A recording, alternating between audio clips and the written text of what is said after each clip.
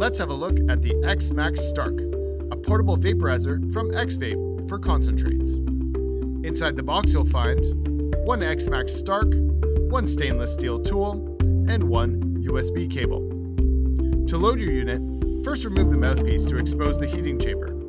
Load your wax into the chamber using the stainless steel tool. Once you've completed this, replace the mouthpiece, press the power button 5 times, and you are ready to vaporize. The X-Max Stark has one temperature setting. It starts at 500 degrees Celsius, and as you hold the button, it can achieve temperatures of up to 600 degrees Celsius. Let me tell you about some of the key features of the X-Max Stark, which make it such a great device. The first is discreetness.